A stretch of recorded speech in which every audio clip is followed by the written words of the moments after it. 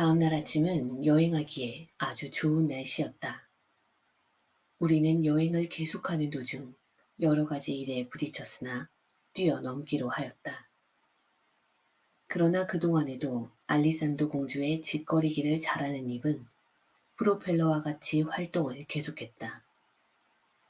그러나 공주는 매우 쓸모가 있었으며 영리한 인간으로서는 도저히 흉내낼 수 없는 방법으로 나를 응원해주고 있었으므로 공주가 프로펠러를 돌리고 싶다면 참고 있을 수밖에 없다고 생각하고 있었다. 그리고 어느 날 해도 차차 기울어지고 있을 때 알리산도 공주가 갑자기 안절부절하며 나에게 속삭였다. 거인의 성이 가까웠습니다. 참 어리석은 일이 아닌가?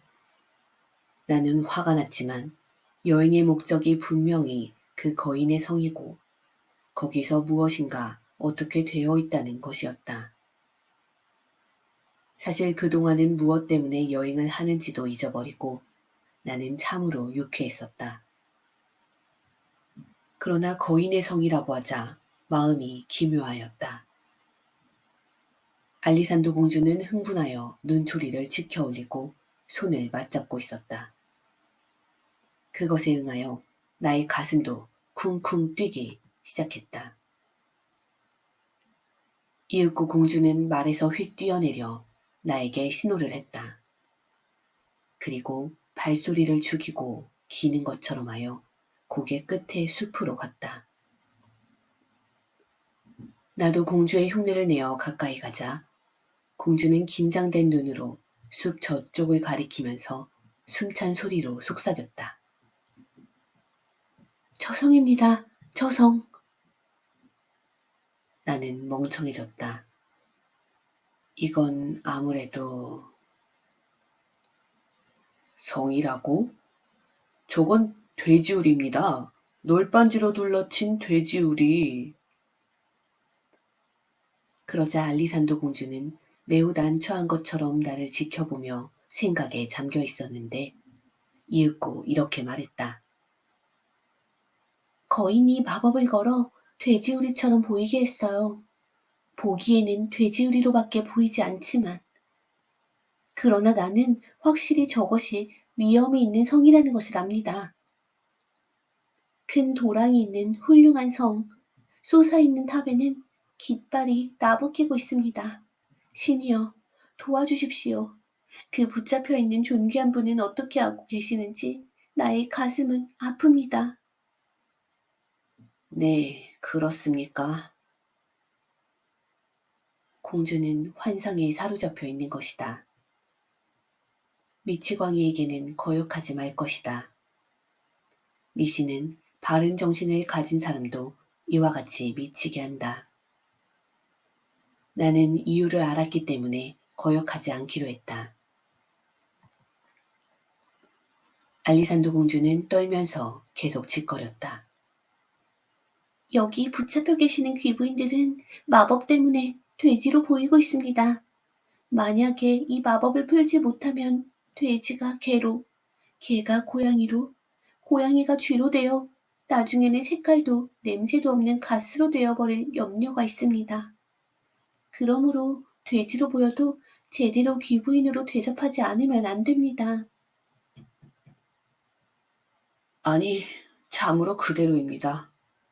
당신은 정말로 상냥합니다. 나는 어이가 없었다. 그런데 묻고 싶은데 저쪽에 멍하니 서 있는 새 사나이들은 누구죠? 나에게는 돼지치기 영감으로 보이는데. 저 거인들? 저 구름을 뚫은 거인들이야말로. 네, 좋습니다. 알았습니다. 걱정하지 마십시오. 당신은 여기서 기다려 주십시오. 나는 구린내가 나는 것을 참고 말을 돼지치기에게로 몰았다. 그리고 돼지치기에게 소리쳤다. 장사상의 사정도 있었으므로 나는 좀 엄숙하게 행동했다. 거기 있는 자들, 좀 이유가 있어. 여기 있는 돼지 전부를 내가 사려고 한다. 값은 얼마지?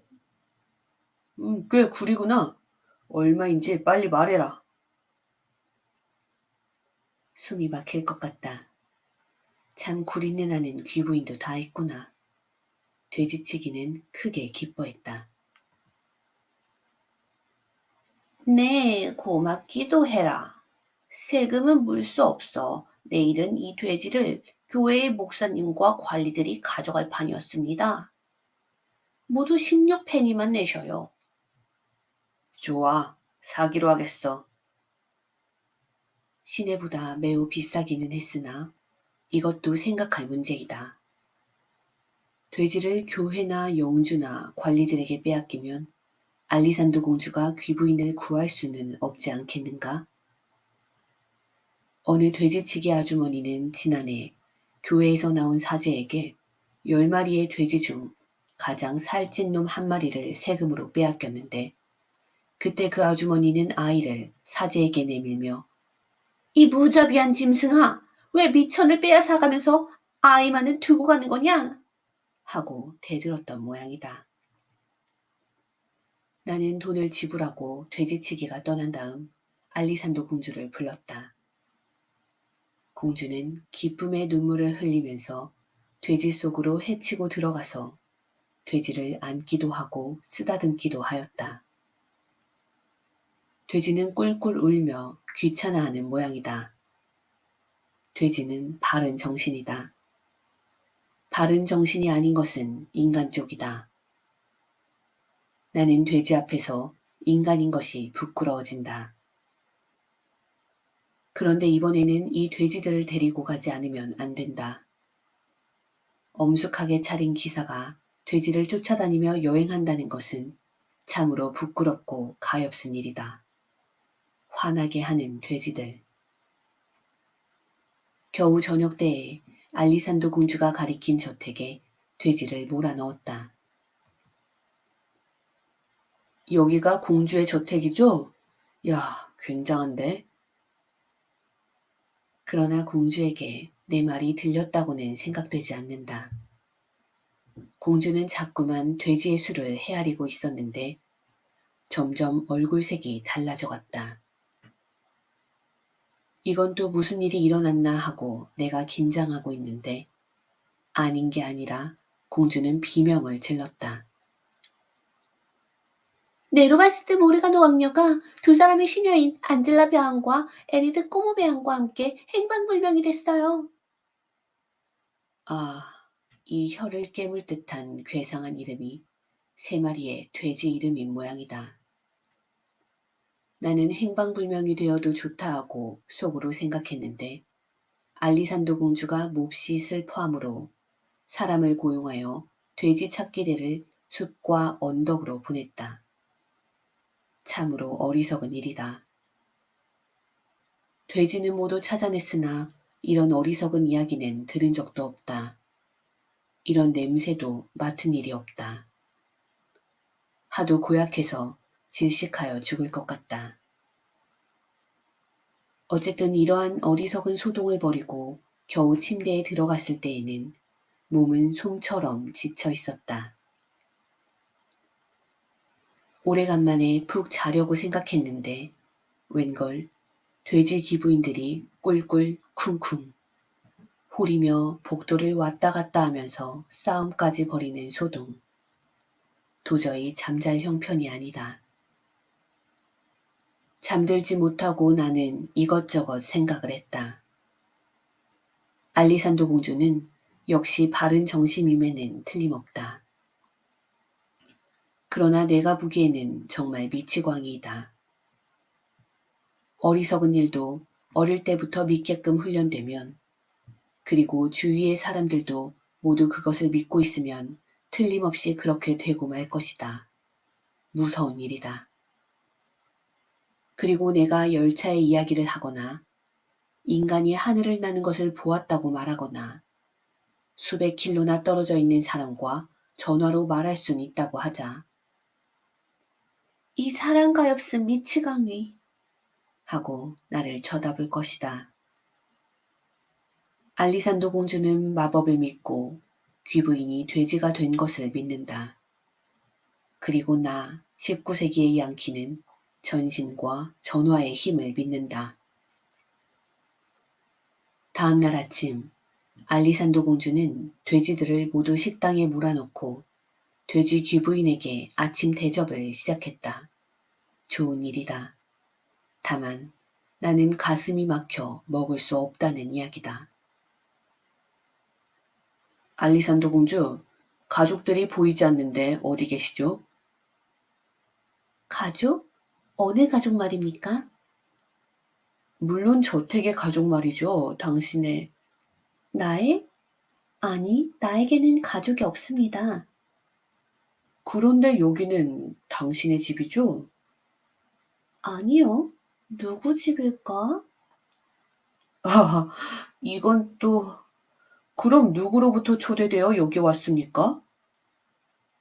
아무도 초대하지 않았어요. 단지 우리들이 들린 것뿐입니다. 그럼 우리들은 허락도 없이 남의 집에 들어와서 제멋대로 행동하고 있는 겁니까? 이건 큰일인데요. 이 집 사람들이 이 모양을 보면 뭐라고 할까요?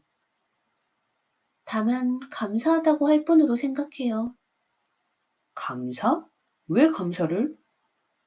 그러자 알리산도 공주는 어이없다는 듯이 나를 지켜보았다. 왜 또 그와 같은 말씀을 하십니까? 이 집 사람들은 우리들처럼 신분이 높은 인간이 오기를 마음속으로 바라고 영광으로 생각하고 있는 것이 틀림없는걸요? 이같이 즐거운 날이 그들에게 있어서는 또 없을 것입니다. 하하, 모순된 말을 하기 시작하는 것이다. 인간은 모두 평등하다. 신분의 높음도 낮음도 없다. 인간은 그 태어난 집에 의해 존경받는 일은 없다. 인간은 그 사람이 자기의 임무를 충실하게 다할 때, 그리고 그 인격에 의해 비로소 존경받는 것이다. 사람의 값어치는 그것에 의해 결정된다. 그러나 이것을 머리가 13세기 이상이나 낡은 알리산도 공주에게 깨닫게 할 수는 없다. 슬픈 일이다. 나는 어찌할 방법이 없었다. 과연 이러한 귀부인들이 많이 날뛰는 일은 일생에 2번은 없겠죠? 그러므로 이 집 사람이 예의를 지키는 것은 당연합니다. 그렇지 않으면 개보다도 못합니다. 아, 확실히 그렇죠. 반드시 오래 있으며 있는 만큼 이 집 사람들은 기뻐할 것이나 어쨌든 냄새, 아니 시간이 헛되므로 돼지들, 아니 귀부인들을 모아 출발하기로 합시다. 왜요? 당신도 귀부인들을 빨리 보내고 싶죠? 그러나 그것은 본인에게 묻지 않으면 알 수 없죠. 게다가 어느 성의 문이라도 세계 각지에 산재하고 있으므로 도저히 짧은 일생 동안에는 저마다를 각각 보낼 수는 없어요. 아, 나는 몸이 떨리었다. 설마 일생 동안 돼지의 시중을 들며 터벅터벅 걷고 싶지는 않다. 그럼 어떻게 되는 겁니까? 귀부인들의 친구들이 저마다 맞이하러 올 겁니다. 이것은 뜻밖의 보기 드문 좋은 뉴스였다. 나는 포로가 자유로이 되었을 때처럼 마음을 턱 놓았다. 그럼 알리산도 공주, 이걸로 목적은 달성했으니까 나는 이제부터 성으로 되돌아가서 아서왕에게 보고하기로 하겠습니다. 나도 함께 가겠습니다. 이로써 또 나는 포로가 된 것이나 다름없었다. 왜 나와 함께? 나는 나를 지켜주는 기사를 배반하는 것 같은 일은 하지 않습니다. 어떤 기사가 당신과 시합을 하여 당신에게 이기고 나를 데리고 가지 않는 한 떨어지지는 않습니다. 언제까지나 곁에 있으며 어디까지나 함께 가겠습니다. 장기 계약인가? 이거야 참. 뜻밖의 일이 되어버렸다. 우리들은 출발했다. 알리산도 공주는 돼지들과의 이별을 아쉬워하며 몇 번이나 뒤돌아보았다. 나는 그 귀부인들의 구린내가 몸에 배어서 앞으로 열흘은 빠져나가지 않을 것 같은 느낌이 들었다. 될 수 있다면 돼지 백정을 그 저택으로 보내고 싶었다. 어느 날 우리들은 순례의 행녀를 만났다. 그리하여 일행에 끼어들기로 했다. 어쨌든 나는 대신이다. 세상 일을 잘 알아주지 않으면 안 된다. 알기 위해서는 이런 사람들과 한데 섞여 행동해 보이는 것이 가장 좋은 방법이다. 순례자 일행은 어느 정도 부유한 가정의 사람들로 청년, 노인, 아가씨 등의 각종 연령과 여러 가지 직업의 사람들이 모인 모임이었다. 모두들 말이나 나귀를 타고 있었다. 그러나 부인용의 안장을 올려놓은 것은 볼 수 없었다. 그것은 앞으로 900년이 지나지 않으면 영국에서는 존재하지 않는 물건이다. 승마의 역사에서는 그같이 되어 있다. 순례자들은 모두 유쾌하고 솔직하여 기분이 좋은 사람들이었다. 알리산도 공주는 순례의 행선지를 알고 있었다. 그리고 나에게 가르쳐 주었다. 이 사람들은 성스러운 골짜기로 갑니다. 거기에는 수도를 하고 있는 거룩한 사제들이 있습니다. 그 사제에게 기도를 부탁하여 솟아나는 기적의 물을 마시고 죄를 씻고 깨끗이 합니다. 뭐요? 그 물이 나오는 곳은 어디에 있습니까? 쿠크 왕국의 국경에 있습니다. 여기서 이틀은 걸릴 것입니다. 유명한 곳입니까? 예, 그렇고 말고요. 어느 곳보다 유명합니다. 옛날 거기에 대주교와 수사들이 살고 있었습니다. 그분들은 세상의 누구보다도 깨끗하고 성서의 공부를 열심히 하고 서로 말도 하지 않고 외로운 수도를 쌓으며 신께 기도하며 살았습니다. 먹는 것은 마른 풀뿐이며 목욕을 하지 않고 단 한 벌의 옷은 아주 헐어 빠졌습니다. 그러한 거룩한 분들을 우러러 부자나 가난한 사람을 막론하고 전국에서 거기에 참배하러 가는 사람이 그칠 사이가 없습니다. 그렇지만 그건 위생에 나빠요. 그리고 거기엔 물이 없었습니다. 거기서 어느 날 대주교는 신께 기도를 드렸습니다. 그러자 이상하게도 그 황폐한 골짜기에 깨끗한 물이 솟아나는 샘이 생긴 것입니다.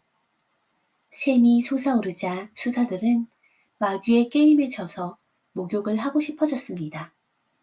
그리하여 대주교님께 청을 드렸는데 대주교도 끝내 목욕을 허락했습니다. 수사들은 샘물로 목욕을 했는데 그것을 신이 노여워하여 샘은 즉시로 사라지고 말았습니다.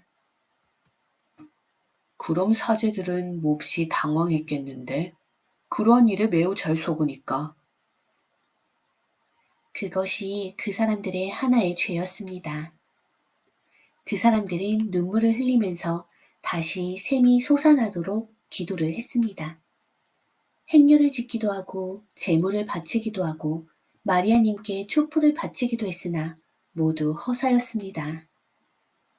하하, 열심히 한 결과가 돈을 손해볼 뿐만 아니라 모든 고생이 허사가 되다니. 괘씸한 일이야. 그런 사회는 있어서는 안 돼. 그래서 작자들은 어떻게 했습니까? 그 후 몇 해가 지나서 끝내 대주교님은 단념하고 샘터를 깨뜨려 버렸습니다. 그런데 그 순간 신의 노여움이 풀려 샘물이 다시 솟아나게 되었습니다. 그래서 지금도 많은 물이 넘쳐나고 있습니다. 그때부터는 목욕하는 사람은 없어졌겠지요? 그랬다간 큰일 나지요. 수도원은 그 후 어떻게 됐지요? 경기는 좋아요? 기적에 대한 이야기는 당장에 멀리 퍼져 각처에서 수도자들이 모여들었습니다. 마치 물고기가 모이듯 수도원은 자꾸자꾸 커지게 되었습니다. 지금은 성스러운 골짜기는 수도자들의 암자로 가득 차 있습니다. 그래서 관광지로 되어 있습니까? 관광지? 어떤 의미죠? 좋은 곳이라는 뜻입니다. 그날 오후 우리들은 또 다른 여행자들의 행렬을 만났다. 그러나 이 무리는 우리들의 일행과는 달리 서글펐고 초라했다. 노인, 청년, 아이 모두 웃음을 잃고 오랜 동안의 괴로움과 절망으로 고개를 숙이고 있었다. 이 50여 명의 사람들은 노예였다. 두 손에는 수갑, 두 발에는 쇠사슬, 모두 2미터 정도의 사이를 두고 쇠사슬로 한 줄로 쭉 연결되어 걷고 있었다. 노예들은 먹을 것도 제대로 먹지 못하고 18일간에 500킬로나 걸어야 했던 것이다. 밤이 되어도 쇠사슬에 묶인 채로 한데 얽혀 잔다. 입고 있는 것은 몹시 남루한 것이었다. 쇠사슬 때문에 발의 피부는 벗겨지고 곪아서 맨발에서는 피가 흐르고 있었다. 노예 장사는 말을 타고 손에는 긴 채찍을 가지고 있었다. 이 채찍으로 지치고 굶주리고 괴로움에 비틀거리는 노예들의 어깨를 내리친다. 노예들의 얼굴은 모두 정신이 빠져 있었다. 한마디도 말이 없었다. 다만 노예들을 연결하고 있는 쇠사슬 소리만 크게 울리고 풀썩풀썩 일어나는 먼지 속을 노예의 행렬이 움직여갔다. 아기를 낳은 젊은 어머니의 얼굴에는 죽음의 날이, 영원한 휴식의 날이라고 믿고 있는 것이 선명하게 나타나 있었다. 잿빛의 얼굴은 눈물자국 투성이었다. 이 어머니는 피로로 눈이 잘 보이지 않는지 비틀거렸다. 그 순간 노예상의 채찍이 어머니의 어깨를 내리쳐 피부를 찢었다. 나는 내 자신이 맞은 것 같은 충격을 받았다. 노예상은 말에서 뛰어내려 외쳤다. 이젠 용서 없다. 자꾸만 사람을 괴롭히면 빨리 팔아치우겠어. 어머니는 무릎을 꿇고 울면서 용서를 빌었다. 그러나 노예상은 아기를 빼앗고는 옆에 사나이 노예에게 아우성을 쳤다. 2년을 버둥대지 못하게 누르고 있어라. 그리고 어머니에게 채찍을 내리쳤다. 여자를 누르고 있던 사나이 노예는 얼굴을 돌렸다. 그러자 노예 상인의 채찍은 용서 없이 또 그 사나이를 갈겼다. 대단한 솜씨다. 채찍질을 잘한다.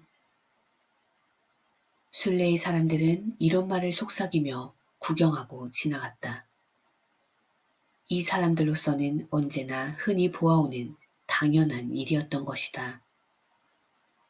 이러한 잔인한 행동이 아무 느낌이 없다.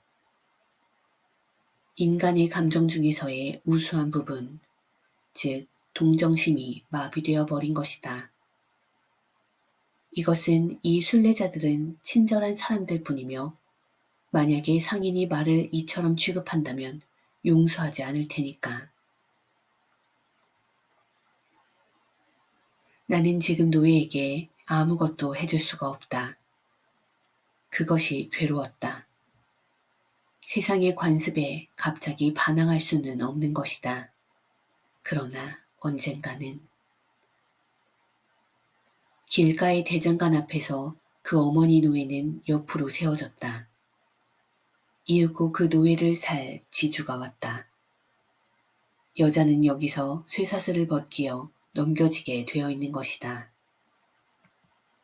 쇠사슬은 벗겨졌으나 되장장이의 수고비를 어느 쪽이 지불하느냐는 문제로 지주와 상인과의 사이에 말다툼이 시작되었다. 한편 쇠사슬이 벗겨진 노예 여자는 미친 듯이 울부짖으며 아까 누르고 있었던 사나이에게 매달렸다. 두 사람은 꽉 부둥켜 안았다. 부부였던 것이다. 그러나 그 두 사람은, 그리고 아기는 서로 떨어지지 않으면 안 된다. 사가는 사람에게 끌려가는 여자의 비명은 언제까지나 저녁 어스름 속에 메아리 쳤다. 나는 얼굴을 돌리고 고개를 숙였다. 그때의 그 모습을 나는 도저히 잊어버릴 수 없다. 우리들은 그날 밤은 마을의 하숙에 머물렀다. 다음날 아침 일찍 일어나서 밖을 바라보고 있는데 저쪽에서 화려하게 차린 기사가 왔다. 자세히 보니 나의 부하 오자나경이다. 오자나경이 맡고 있는 일은 예식 모자의 판매이다. 그는 투근을 쓰지 않고 난로 연통 같은 예식 모자를 쓰고 있다. 이것은 나의 기사라는 것이 얼마나 어리석은 것인가 하는 것을 세상에 알리기 위한 계획의 하나였다. 오자나경의 말 안장에는 모자 상자가 몇 개씩이나 매달려 있고 무술 수업의 기사와 시합을 하여 상대가 지게 되면 그때마다 상대에게 나에 대한 충성을 맹세하게 하고 예식 모자를 쓰게 했다. 여, 장사는 어때? 내가 소리치자 오자나경은 무슨 소리냐 하는 듯이 고개를 흔들었다. 소생은 지금 당신을 찾아 성스러운 골짜기에서 오는 길입니다. 큰일 났습니다. 순례자들도 여기 와서 듣는 것이 좋아. 영주님, 샘물이 멈췄습니다. 200년 동안 없었던 불행. 그 기적의 물이 멈춰버렸습니까? 누가 규칙을 깨뜨리고 목욕을 한 것입니까? 순례자의 한 사람이 놀라서 물었다. 아니, 그렇지는 않은 모양입니다. 어떤 죄를 범했는지는 아직 몰라요. 오자라경은 나를 진지한 표정으로 바라보았다. 샘이 멈춘 후 이 9일 동안 계속 성스러운 골짜기의 사제들이 밤낮 할 것 없이 열심히 기도했으나 보람이 없었습니다.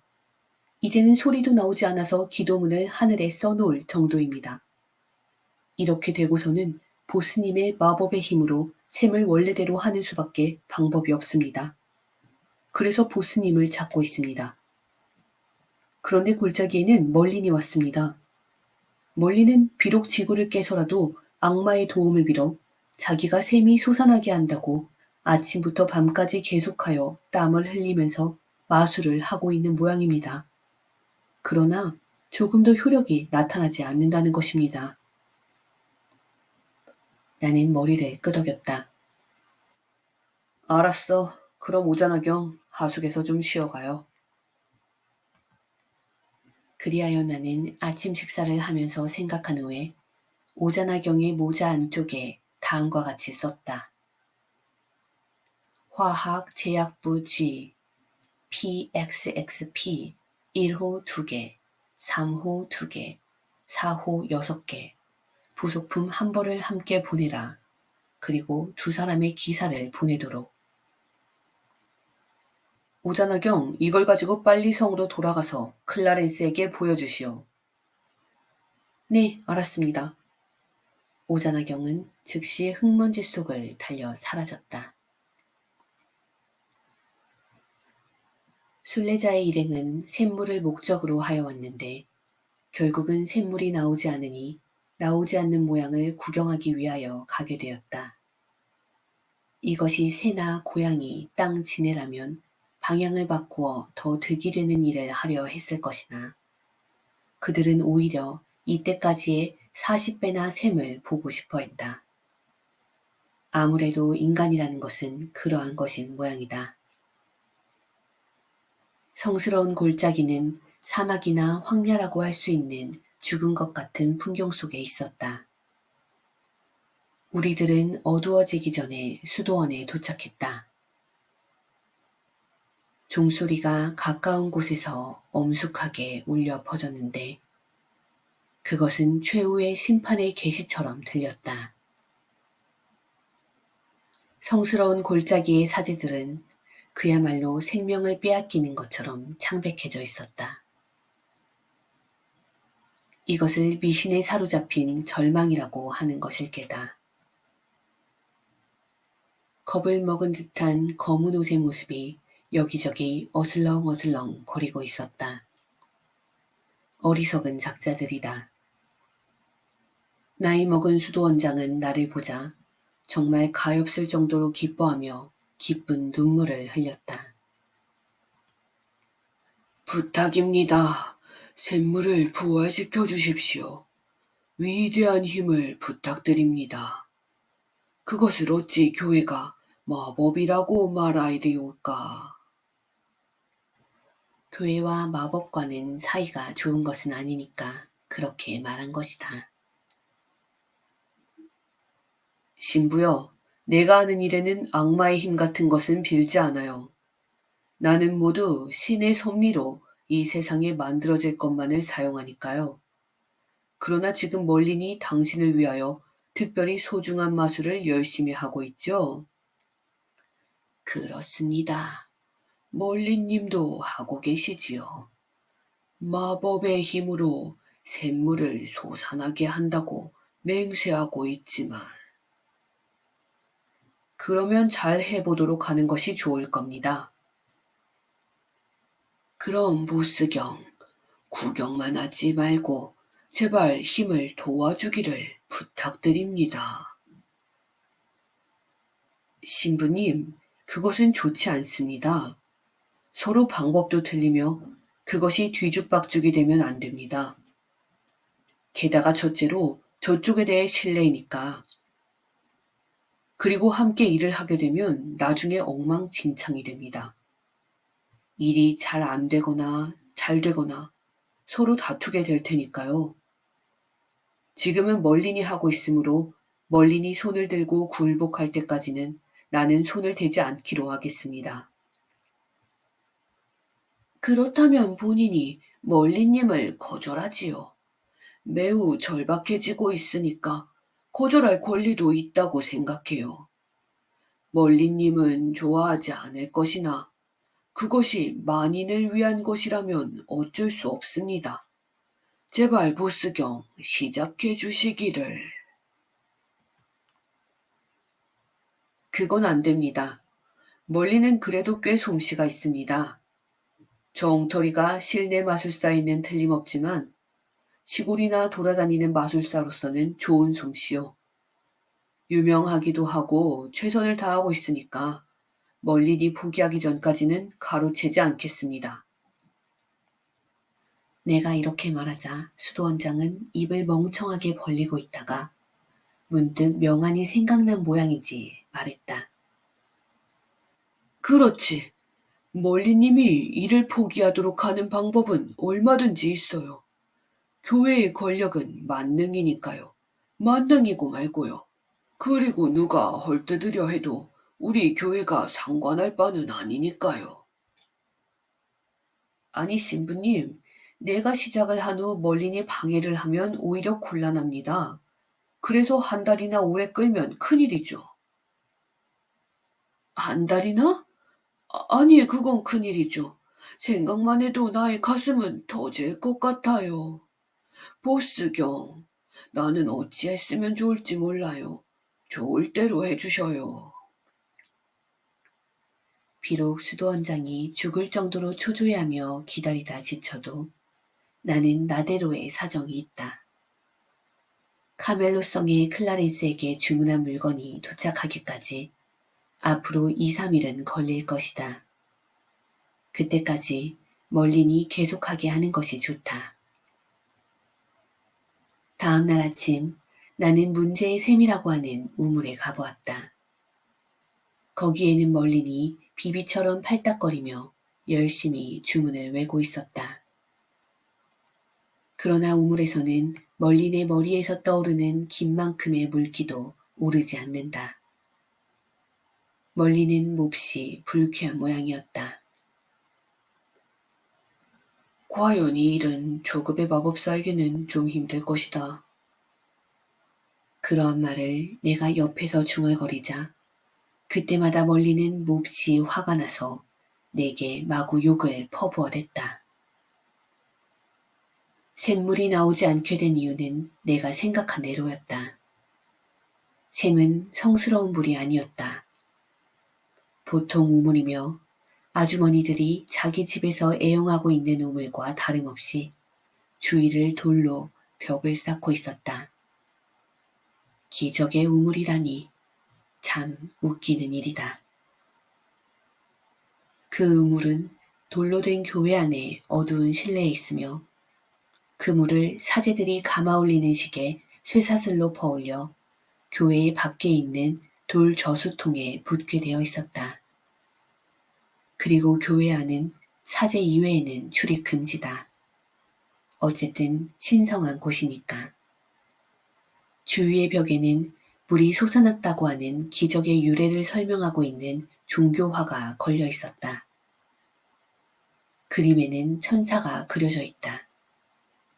즉, 형편 좋게 천사밖에 보고 있지 않았다는 증거다. 천사란 놈은 기적이 일어날 때에는 반드시 그 장소에 있으나 이것은 아마도 그림에 그려지고 싶어서일 거다. 천사란 놈, 화재 때의 구경꾼처럼 기적이 이미 지나쳤다고 보인다. 나는 안에 들어가서 세밀히 우물을 조사했는데 멀리는 주문만을 고집하며 조사하려고 하지 않았다. 머리를 쓰는 것은 알지 못한다. 멀리는 역시 얼간이 같은 놈이었다. 나는 두 사람의 사제를 불러 문을 잠그게 하고 촛불을 켜들고 상자에 앉아 우물 속에 내려왔다. 물속을 비춰보니 두레박 쇠사슬이 끝이 닿는 곳에서 벽이 상당히 크게 갈라지고 있었다. 뭐야, 실망했잖아. 나는 수리의 더 멋진 방법을 생각하고 있었는데. 미국에서는 석유 우물에서 석유가 나오지 않게 되면 다이너마이트로 쾅 하고 폭발시킨다. 그것을 6세기에 해보이면 모두가 간이 콩알만해져서 한쪽 발을 관 속에 넣은 것 같은 기분이 될 것이다. 그러나 그러한 화려한 일은 할 수 없다. 나는 사제에게 물었다.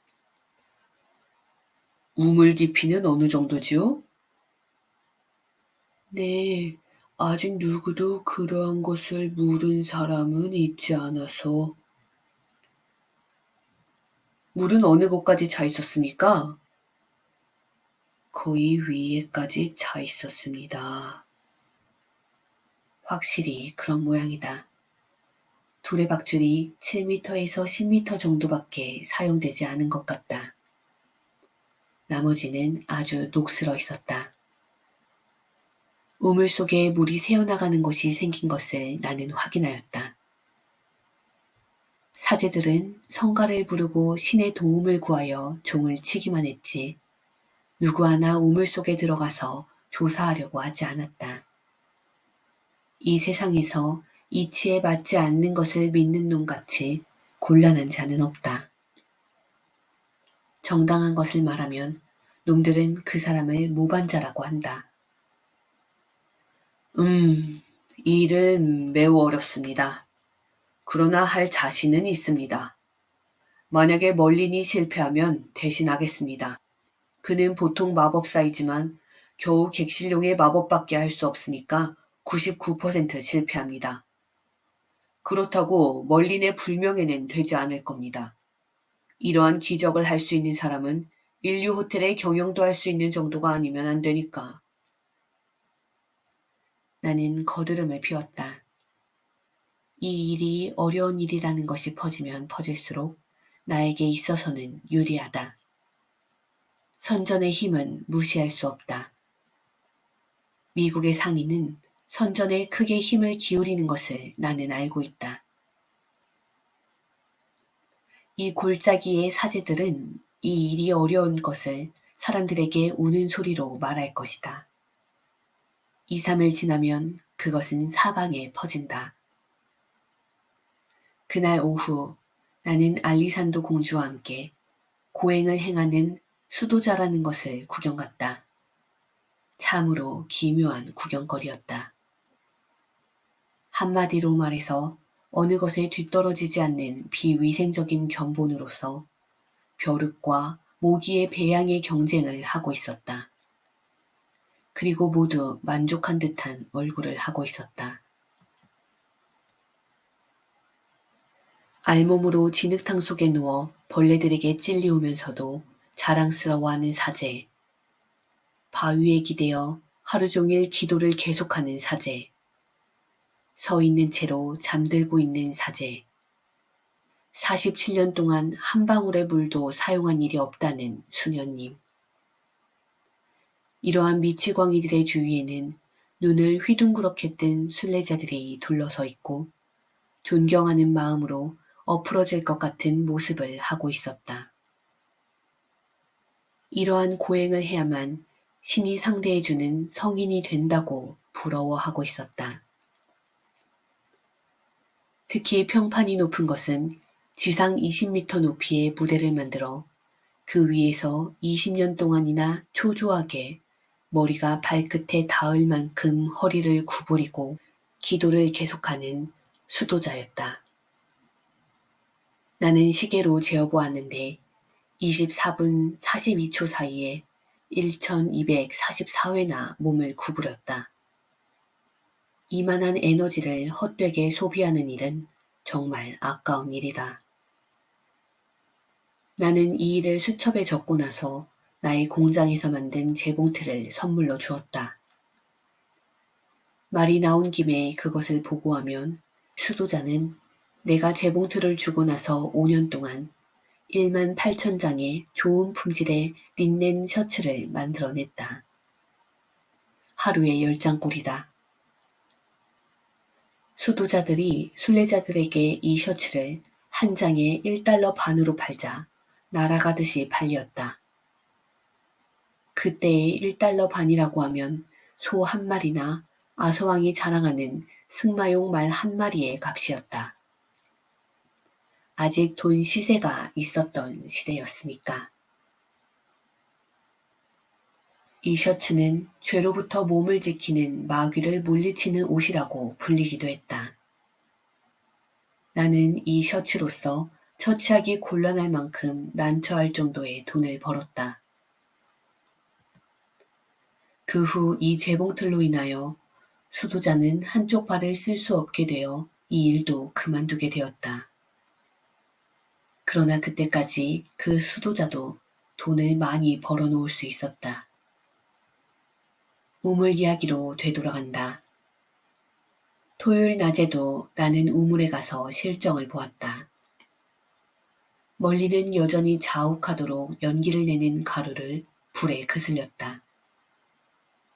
허공에 주문을 글자로 쓰면서 열심히 중얼거리며 기도를 하고 있었다.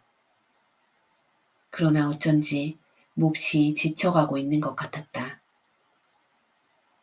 물론 우물에는 조금도 물이 솟아나지 않고 있었다. 어때요, 멀린군, 가망성은? 나는 지금 동방에 불가사의한 마술을 쓰고 있죠. 불언간에. 멀리는 주위의 일대가 캄캄해지도록 연기를 올리었다. 바람이 불어가는 쪽에 있는 사제들은 아마 심하게 닥쳐오는 연기 때문에 입을 뻐끔뻐끔 하고 있을 것이다. 멀리는 그 연기의 질세라 굉장한 위세로 주문을 외며 몸을 꿈틀꿈틀 움직였다. 그리고 기묘한 모양으로 공중에서 무엇인가 당겨내리는 것 같이 손을 움직였다. 그러나 20분 정도 지나자 멀리는 힘이 다 빠졌는지 푸푸 하고 풀무같이 숨을 쉬며 엉덩방아를 찢고 말았다. 소용돌이 치는 연기에 무슨 일이 일어났는가 하고 수도원장을 비롯하여 수백 명의 수도자들과 순례자들까지 마구 몰려들었다. 수도 원장은 빠른 말로 물었다. 멀리님, 어떻게 됐습니까? 이 샘에 걸린 저주는 사람의 힘으로서는 풀지 못한다는 것을 알았습니다. 이 샘에는 마귀의 저주가 걸려 있는 거요. 말만 해도 화를 입어요. 무서운 악마의 저주요. 이 저주를 물리칠 자는 지상에는 없소. 물은 영원히 나오지 않소. 나는 돌아가기로 하겠소. 수도 원장은 급해가지고 나를 뒤돌아보았다. 멀리님은 저렇게 말씀하시는데 사실일까요? 어느 정도는 말이야. 그렇다면 어느 것이 사실일까요? 어려운 이름의 마귀가 저주를 내리고 있다는 말입니다. 그러면 멀리님이 지상에 아무도 이 저주는 풀지 못한다고 하신 것은 사실입니까? 그렇지. 방법에 의해서는 어찌하면 풀릴지도 몰라요. 방법이라니. 수도 원장은 내게 매달리다시피 했다. 그것은 별로 어려운 일은 아닙니다. 어떻게 하든 내가 저주를 푼다면 내 말을 지킬 수 있겠습니까? 네, 무엇이든지 말씀해 주십시오. 말씀대로 하겠습니다. 그럼 우선 오늘 해가 진 후부터 내가 저주를 물리칠 때까지 우물에서 반마일 이내의 장소에는 아무도 있어서는 안 된다는 것을 허락하겠습니까? 그것은 반드시 지키도록 하겠습니다. 멀린이 기분 나쁜 웃음을 띠고 기운을 차린 모양으로 나왔다. 헤헤헤, 이 샘에 걸린 저주를 보스님이 물리칠 수 있을까요? 그렇다면 그대는 저주를 건 마귀의 이름을 알고 있겠지요. 알고 말고. 그렇다면 보스님은 그 이름을 부르면 생명을 빼앗길 것이요. 그 이름을 부르는 자 반드시 죽을 것이니까. 바보 같은 나는 이 일을 아소왕에게 말씀드리지 않고서는 안 되겠어. 제발, 제발, 걱정 말고. 어허, 여행용 가방을 잊어버리고 오셨군요. 당신은 나라에 되돌아가서 기상예보나 하는 것이 알맞겠소. 멀리는 아무 말도 못했다. 그것은 멀리는 국내에서도 가장 서투른 기상예보자였기 때문이다. 멀리는 불그락 부르락 하였다. 이렇게 되면 어떻게 해서든지 내가 실패하는 것을 자기의 눈으로 보지 않으면 분이 가라앉지 않는다고 생각했던 모양이다. 나는 돌아가지 않고 보스님이 마귀의 벌을 받고 죽는 것을 즐겁게 구경하겠어. 이날 저녁 때 나의 공장에서 두 사람의 기사가 도착했다. 밤낮을 계속하여 여행을 했기 때문에 지쳐 있었다. 끌고 온 나귀 등에는 주문한 중요한 물건들이 실려 있었다. 목수도구, 펌프, 연관, 공사용 화약, 대형 활차, 양초, 전기 배선기구, 그 외 많은 물건들. 이로써 기정용의 도구는 모두 갖추어진 것이다. 한밤중 나와 두 사람의 기사는 몰래 일어나서 우물 속에 숨어 들어갔다. 그리고 우물 내부의 벽이 갈라진 틈을 정성스럽게 땜질했다. 그것만으로도 물은 마구 솟아올랐다. 다음에 우리들은 불꽃을 교회에 비치하고 되돌아왔다. 해가 뜨기 1시간 전이었다. 기적은 일요일에 공개하는 편이 10배나 효과가 있을 것이며 또한 보람있는 일이다. 그리하여 나는 준비를 서둘렀다. 정오에 몰래 우물을 엿보았더니 물은 벌써 위에서 7미터나 되는 곳까지 차 있었다. 우리들은 펌프를 비치하여 연관 공사를 하고 때를 맞추어 물을 일제히 솟아오르게 하여 이 골짜기의 어디에서나 그것을 볼 수 있는 장치를 했다. 그리고 나서 통에 화약을 넣고 안에 여러 가지 화려한 종류의 화전을 세워 교회의 지붕 위에 올려놓았다. 지붕의 사방 구석에는 빨강, 파랑, 초록, 보라색의 신호 화약을 두고 전선을 연결해 놓았다. 또 골짜기에 수도자를 시켜 200m 떨어진 곳에 관람석을 만들었다. 준비는 완전히 끝났다. 나는 밤 10시 반에 입장, 11시 25분 정각에 특별 대기적의 1막을 연출하기로 했다. 입장료를 받을까 하고도 생각했으나 그것은 그만두기로 했다. 나의 조수인 기사들은 교회 안에 숨어서 펌프 장치며 다른 일을 하게 했다. 구경꾼들은 수도 없이 몰려들었다. 샘의 불행한 사건의 뉴스는 멀리까지 퍼져 있었기 때문에 몰려든 사람들로 골짜기에는 캠프촌이 생길 정도였다. 저녁 때에 사람을 시켜 보스님의 대마법 오늘 밤 연출을 선전하게 했다. 사람들은 열병을 앓는 것처럼 가슴을 울렁이며 시간이 되는 것을 기다리고 있었다. 10시 반, 수도원장을 비롯하여 수도자 전원이 관람석에 앉았다. 그리고 종을 쳐서 신호를 하여 모두를 입장시켰다. 밀고 밀리고 하는 소동으로 사람들을 정리하는데 30분 정도가 걸렸다. 이윽고 와글대던 것이 딱 그쳤다. 사람들은 침을 삼키면서 이제나 저제나 하고 기다리고 있다. 시각은 가까워졌다. 라틴어의 성가 합창이 시작되었다. 그것이 끝나자 나는 단 위에 올라가서 2, 3분 하늘을 우러러 두 손을 내밀었다. 사람들은 죽은 듯이 조용해졌다. 나는 엄숙하게 외쳤다.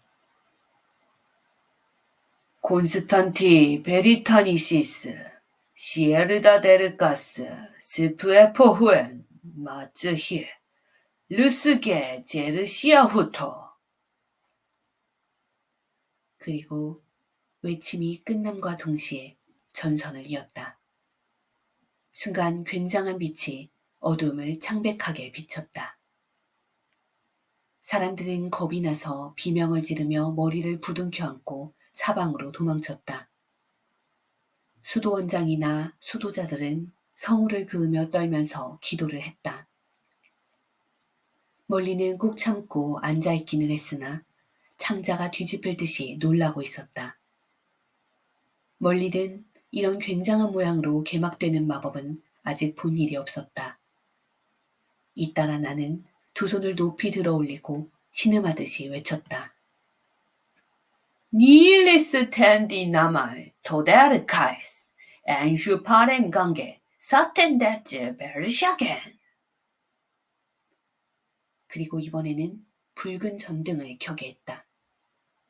새빨간 빛이 밤하늘에 빛나고 사람들은 신음소리를 내고 외치기도 하며 간담이 서늘한 듯 멍청해 있었다. 60초가량 이어 나는 더욱 큰 소리로 주문을 외웠다. 토란스 바르토르 펜토르옥텐 토란스 토르토토 람페르데스 토로이 베르토라 운게레넨든 토라기 게다다이. 그리고 이번에는 초록빛의 전등을 켰다. 또다시 40초의 간격을 두고 나는 힘껏 큰 소리를 질렀다. 메카 뮤제르만 넷마츠 센렌 센데르 모레 무쯔 타마르 모르머 뉴멘 템마체로. 보랏빛을 빛내게 하고 서비스로 빨강, 파랑, 초록, 보라색의 빛을 번쩍번쩍 빛나게 했다. 빛의 불길은 하늘을 물들이고 골짜기를 속속들이 비치었다. 이때만은 골짜기의 수도자들도 뒹굴거나 굽실거릴 수는 없었던 모양이다. 높은 단 위에 올라가서 위험 있는 채 하고 서 있는 것이 바라보였다. 나의 부하는 펌프 옆에서 자기들의 순번을 기다리고 있었다. 나는 수도 원장에게 위험 있게 말했다. 신부여, 때는 왔도다. 이제야말로 그 무서운 마귀를 불러 저주를 풀 것을 명령한다. 그러니 마음을 단단히 먹고 무엇인가 붙잡고 있을지어다. 다음 사람들을 향하여 외쳤다. 보라, 다음 순간 저주는 풀려 물은 교회의 문으로부터 솟아나올 것이다. 나는 한동안 사이를 두고 나의 소리가 닿지 못하는 곳까지 나의 말이 전해지는 것을 기다렸다. 그리고 나서 특별히 근사한 포즈를 취하고 있는 힘을 당하여 큰 소리로 외쳤다.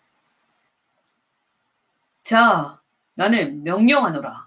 이 성스러운 샘에 붙어있는 악령이여. 그대 지옥의 불을 즉시로 토해내고 저주를 풀고 즉시로 근신을 명하노라. 그대의 부정한 이름을 불러 명한다. 부구지리구푸푸쿠. 그리고 나는 불꽃의 스위치를 눌렀다. 순간 눈부신 굉장한 불기둥이 하늘로 치솟고 하늘은 불을 뿜는 보석의 폭풍이 되었다.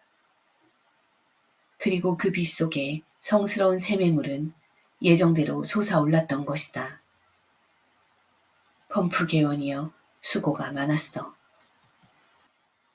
사람들의 기쁨의 외침은 땅을 흔들었다. 늙은 수도원장은 기쁜 나머지 너무 감격해서 말도 못한다. 그 대신 나를 힘있게 안았다. 너무 꼭 껴안긴 나는 정말 고통스러웠다. 돌팔이 의사 하나 없는 이 지방에서는 그 고통을 회복하는데 꽤나 고생이었다. 멀리는 기절하여 땅속으로 들어갈 것처럼 쓰러져 있었다. 내가 그 마귀의 이름을 불렀을 때 숨이 꽉 막혔던 것이다. 그 이름은 나에게도 처음 듣는 이름이었지만 멀린에게도 처음이었던 것이다. 후에 멀리는 어머니가 자기의 아들 이름을 부르는 것보다 훌륭하게 그 이름을 부르셨다고 말했다. 어쨌든 굉장한 성공이었다. 나 역시 흥분하여 그날 밤 내내 잠들지 못했다. 물론 창밖에서는 내 이름을 부르며 칭송하는 소리가 축제같이 떠들썩했다. 나는 이 성스러운 골짜기에서는 하나님 다음 정도로 높아졌다. 그래서 나는 모처럼 높아졌으니까 계속해서 또 하나 모두가 더욱 기뻐하는 일을 하려고 생각했다. 나는 이렇게 생각했다. 2세기 정도 전에 샘의 물에 목욕을 하여 깨끗해지려고 했던 수도자는 목욕을 하지 않은 수도자보다 바르고 인간답다고. 그리하여 나는 수도자의 한 사람에게 물었다. 당신은 목욕을 하고 싶지 않습니까? 그러자 수도자는 천벌이 겁나는지 벌벌 떨었다. 천만에요. 제발 유혹하지 말아주셔요. 나는 어릴 때부터 목욕이 어떤 것인지도 모릅니다. 그야 기분이야 좋긴 하지만 만약에 하느님이 허락하는 그때에는 목욕을 할 것입니다. 그러나 아직 허락되지는 않고 있습니다. 수도자는 한숨을 내쉬었다. 좋아. 그렇다면 나의 공장에서 만든 비누를 전부 써버리는 한이 있더라도 수도자들에게 목욕을 시키지 않으면 안 된다. 나는 곧 수도 원장을 찾았다. 부탁입니다. 수사님들을 모두 목욕을 하게 하지 않겠습니까? 수도 원장은 창백해지면서 떨었다고는 해도 사실은 알 수 없다. 때가 타서 검은 얼굴이다. 문지르지 않으면 사실을 알 수 없다. 그러나 나는 그 얼굴을 문질러 진짜 창백해졌는지 확인해 볼 만큼 호기심이 강하지는 않으니까 창백해진 것으로 해두자. 다른 분도 아닌 보스경이 말씀하시는 일인데 말씀대로 따르고 싶기는 하지만 그것은 참으로 무서운 일입니다. 또 샘이 마르기라도 하면 절대로 마르지 않습니다. 내가 보증합니다. 나는 샘물이 어째서 나오지 않았는가도 잘 알고 있습니다. 안심하고 수사들의 목욕실을 지어주십시오. 그건 괜찮을지요. 그렇습니다. 목욕실을 만듭시다. 물은 영원히 솟아나고 말고요. 약속해 주십시오. 제발 약속한다고 말해 주십시오. 그리하여 나와 기사들은 목욕실을 만들어 주었다. 수사들은 껍질이 벗긴 감자처럼 깨끗하게 되었다. 이것은 성스러운 골짜기에서 내가 한 우물수리보다 더 좋은 일이었을 것이다. 자, 나는 여기서의 일도 끝났으므로 슬슬 떠날 작정이었는데 곤란하게도 감기가 들어 그 때문에 신경통을 앓기 시작했다. 이것은 뜻밖의 내가 받은 재난이었다. 내가 엉터리 대마술을 행했을 때 수도원장이 나를 힘껏 껴안는 통에 가슴에 신경통의 지병이 생기게 되었던 것이다. 알리산도 공주가 친절하게 간호를 해주었기 때문에 나는 이윽고 좋아졌으나 이번에는 알리산도 공주가 병을 앓게 되었다. 알리산도 공주는 미신에 속아 넘어갈 결점이 있었으나 그것은 그 시대의 누구든지 그러하니 어쩔 수 없는 일이었다. 그 점을 빼놓고는 더 말할 수 없이 좋은 아가씨였다. 나는 알리산도 공주를 수녀원에 맡기고 홀로 출발하려고 생각했다. 변장을 하고 도보 여행을 하여 국민의 생활 모습을 직접 보고 싶었던 것이다. 어느 날 아침 다리를 훈련시키기 위하여 골짜기의 북쪽에 있는 높은 산에 올라갔다. 거기에는 수도자들이 머물렀던 동굴이 있었는데 그 수도자들은 사하라 사막의 사자라고 불리는 수사의 초청을 받고 아프리카로 떠난 후였다. 나는 이 유명한 동굴을 구경하기로 했다. 그런데 굉장히 지저분할 것이라고 생각했는데 깨끗이 정돈되어 있었다. 더군다나 놀란 것은 어둠 속에서 벨소리가 났던 것이다. 그리고 사람 소리가. 여보셔요? 교환국을? 거기가 카멜롯? 여기는 듣고 놀랄 장소다. 지금 옆에 보수경이 오셨어. 직접 보수경의 소리를 듣게 될 거다. 이건 어떻게 된 일이냐? 기적의 명인인 나도 깜짝 놀라버렸다. 과연 여기는 수도자가 사는 기적의 동굴이었지만 어느 틈에 전화국으로 바뀌어지리라고는. 안에서 어슬렁어슬렁 나의 부하인 전화기사가 나왔다. 아르와스, 언제부터 여기에 문을 열었지? 보스경, 어젯밤 늦게입니다. 좋았어. 장소도 좋다. 이 아래에는 성스러운 골짜기로서 사람이 많이 오니까 말이야. 아니, 성스러운 골짜기입니까? 전화로 클라렌스님과 연락을 취했는데 잘 들리지 않아서 부정한 골짜기라는 듯이 들렸습니다. 곤란한 전화인데? 그런데 그 이름 쪽이 맞는지도 몰라. 그럼 카멜로성을 불러주게. 전화를 잇자 나의 가장 우수한 조수 클라렌스의 소리가 들려왔다. 오래간만인데 클라렌스, 그쪽은 어떤가? 네, 그쪽에서 보수님이 하신 기적의 평판이 전해져 와서 아서왕과 왕비는 크게 기뻐하고 있습니다. 그리고 궁정에 중요한 사람을 데리고 지금 그쪽으로 떠났습니다. 그런데 큰일을 하셨습니다. 왕은 언제쯤 여기 도착할 것 같으냐? 예정으로는 사흘 후에 정오로 되어 있습니다. 이윽고 나는 산에서 내려와 수도원으로 돌아갔다. 수도원에서는 재미있는 일이 시작되고 있었다. 수사들은 모두 대강당에 모여 동양에서 왔다는 마술사의 마술을 구경하려는 참이었다. 수사들은 눈을 빛내며 마술이 시작되기 전부터 벌써 둔갑한 것 같은 얼굴이 되어 있었다. 마술사는 인도인의 약장사처럼 야한 스타일을 하고 있었으며 어리석기 짝이 없어 보였다. 이 마술사의 가장 뛰어난 마술은 지구상의 누구도 좋으니까 그 사람이 지금 무엇을 하고 있는지를 맞추는 모양이다.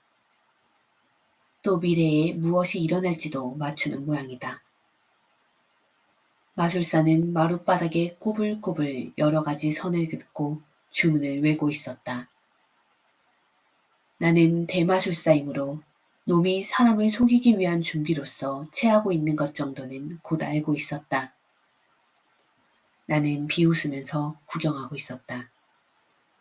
마술사들은 일동을 둘러보고 말했다. 여러분, 지금 동양의 황제가 무엇을 하고 있는지 알고 싶은 사람은 없는지? 그러자 수사들은 모두 일제히 알고 싶다는 얼굴을 했다. 마술사는 그야말로 천리안처럼 열심히 한 곳을 지켜보는 체 하면서 지금 동양의 황제는 덕이 높은 스님의 손 위에 돈을 쥐고 있다. 한 입, 두 입, 세 입, 그것은 모두 은화입니다. 수사들은 자기가 은화를 받고 있는 것 같이 느껴졌는지 침을 삼키고 조용히 마술사의 말에 귀를 기울이다가 이윽고 크게 한숨을 내쉬었다.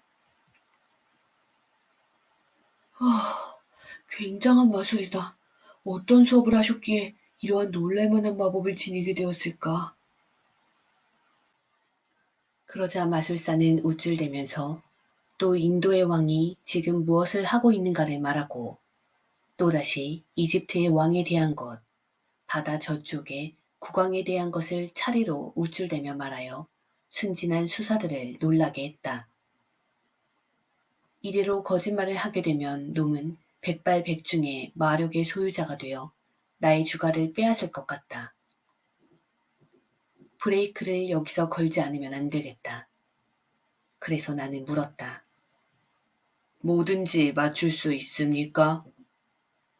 그렇소. 내가 맞추지 못하는 것은 없어. 맞추면 은화 200잎을 드리겠는데 맞춰보시겠습니까? 그러자 수사들은 몸을 내밀면서 귀를 기울였다. 마술사는 가슴을 펴고 대답했다. 그 은화 200잎은 벌써 나의 거지. 뭐든지 물어보도록. 그렇다면 묻기로 하겠습니다. 내가 지금 바른 손으로 무엇을 하고 있는지 맞춰보셔요. 자, 모두가 깜짝 놀랐다. 몇천 킬로 저 먼 곳의 일을 물어도 바로 옆에 일을 묻는 사람은 없었기 때문이다. 마술사는 눈알을 빙빙 돌리었다. 당황해하고 있다. 나는 더 다가섰다. 자, 말해보시오. 먼 나라에서 생기고 있는 일은 그렇게 잘 알면서 눈앞 사람이 하고 있는 일은 알지 못한다고 말하는 것입니까? 내 뒤에 사람은 나의 바른 손이 지금 무엇을 하고 있는지 다 알 거요. 자, 마술사군 말해봐요. 마술사는 우물쭈물할 뿐이다. 그리하여 나는 고함을 질렀다. 알 수 없는 모양이군요. 모를 겁니다. 사기꾼인걸. 이 엉터리야. 그러자 마술사보다 수사들이 새파래졌다. 마술사에게 이같이 난폭하게 말하면 어떤 저주를 받을지 하고 걱정한 것이다. 마술사는 죽어가고 있는 금붕어처럼 입을 뻐끔거리고 있다가 겨우 변명할 것을 생각해냈다. 아니죠. 나는 신분이 높은 분, 즉 국왕이나 왕자의 일밖에 상대하지 않소. 그러므로 이분이 물어본 것은 너무나 시시한 일이었기 때문에 어이없어 대답을 못했던 것입니다. 예를 들어 아서왕 같은 분에 대해서 묻는다면 즉시로 대답해 보입니다. 그런 거요. 아무렴, 아무렴. 그럴 거요. 수도 원장도 당황하여 자꾸만 마술사의 기분을 맞추고 있었다. 마술사는 명예회복을 위하여 다시 한번 수도자들을 깜짝 놀라게 하지 않으면 안 된다고 생각한 모양이다. 그렇다면 이번에는 아서왕이 지금 무엇을 하고 계시는지 여러분은 묻고 싶지 않습니까? 그건 반드시 알고 싶지요. 하고 수도원장이 말하니 수사들은 모두 존경의 눈길을 마술사에게 보내었다. 참으로 어찌할 수 없는 바보들만 모였다. 그리고 나를 보고 자 이렇게 훌륭한 마법사님이 아니냐 하는 듯한 얼굴을 하고 있다. 천치 바보 같은 놈들. 마술사는 뻔뻔스럽게 짓거리기 시작했다. 하소왕은 지금 사냥으로 지쳐 2시간 전부터 궁전에서 깊이 잠들고 계십니다. 그러자 수도원장이 성호를 긋고 말했다. 제발 수면이 왕의 피로를 풀도록. 나는 따끔하게 말했다. 어허, 임금님은 잠들고는 있지 않아요. 지금 말을 타고 여행 도중입니다. 모두 놀라 파도처럼 흔들렸다. 얼마든지 흔들려도 좋다. 정신없는 놈들. 마술사는 초조하게 나에게 말했다. 이젠 됐어. 나는 수많이 훌륭한 예언자나 마술사를 만났지만 그대같이 주문도 외지 않고 가만히 앉아서만 있으면서 맞추려고 하는 사람은 보지 못했어. 맞지 않을 것이 틀림없어. 자네는 숲속에서만 살았기 때문에 둔해져서 마력도 잃어버렸을 거야. 나도 때때로 주문을 외지만 여기 모인 수사들은 모두 알고 계셔. 그런데 주문 같은 건 가끔 하는 것이 좋은 일이야. 쉬운 건 맞추는데 주문 같은 건 필요도 없어. 이렇게 말하자 마술사는 우우 하는 소리만 냈다. 옆에서 수도원장이 중지하듯이 물었다. 왕비님이나 원탁 기사분들은 어떻게 하고 계십니까? 마술사는 또 태연히 대답했다. 어느 분도 임금님처럼 잠들고 있습니다. 재빠르게 내가 말을 받았다. 그것도 입에서 나오는 대로다. 원탁 기사 절반은 지금 왕과 왕비를 모시고 말을 타고 있다. 이것은 사실이다. 이 정도로 가르쳐 주었으니까 이번에는 이분들이 어디로 가려고 여행하는지를 자네 맞춰봐요. 마술사는 완강하게 머리를 흔들었다. 아니, 아까 내가 말한 대로 왕은 잠들어 계십니다. 내일부터 바다로 떠날 것이지만. 그럼 이제부터 사흘째의 저녁 때는? 카멜로성에서 멀리 북쪽에 계신다. 야, 거짓말도 앵간이에요. 이 나를 앞에 두고. 들려주죠. 사흘째의 저녁 때에는 왕의 일행은 이 골짜기에 도착할 것입니다. 이것은 확실히 효과가 있는 말이었다. 수도자들까지도 숨을 못 쉴 정도로 충격을 받고 입을 쩍쩍 벌렸다. 나는 계속하여 예언하였다. 만약 내가 한 말이 거짓이라면 나는 사형에 처해져도 좋아요. 그러나 내가 한 말이 맞으면 마술사군, 당신의 몸 위로 수레를 지나게 할 테니까. 수사들은 멍청하게 나와 마술사를 번갈아 볼 뿐이었다. 다음날 아침 나는 비밀 전화국으로 가서 정보를 물었다. 왕 일행은 무사히 여행을 계속하는 모양이다. 자, 드디어 내가 예언한 그날이 되었는데 아무도 왕의 일행을 맞이하려고 하지 않는다. 말에 의하면 그 사기꾼 마술사는 나의 과학기계를 사용하여 앓은 정확한 뉴스를 허풍이라고 말하고 다닌 모양이다. 그러기는 해도 얼마나 슬픈 일인가. 내가 그만큼 대마법을 보이고 나서 얼마 되지도 않았는데 이제는 사기꾼의 마법을 믿고 나를 믿지 않으려고 하다니. 아, 이러한 일은 세계 어디에도 그리고 어떤 세상에도 있을 것이 틀림없다. 왕이 오시는 것을 알고 있는데 그대로 있을 수는 없다. 나는 골짜기에 있는 순례자들을 모아 오후 2시 왕의 마중을 보내었다. 그리고 수도원장의 귀를 잡아당기는 것처럼 하여 발코니로 데리고 나갔다. 그때 국왕 아서는 수도원에서는 한 사람도 마중을 나가지 않은 골짜기에 조용히 닿았던 것이다. 수도원장은 발코니에서 굴러 떨어질 듯 했다. 나에게 100만 번을 사과하고 종과 북을 급히 올렸다. 그리고 정신없이 뛰어가 쓰러져 무릎을 벗기면서 왕과 왕비 앞에 엎드린다. 그때 그 엉터리 마술사도 또한 넘어질 뻔하면서 허둥지둥 도망쳤다. 나의 명성은 절대로 떨어질 수 없는 곳까지 올라갔다.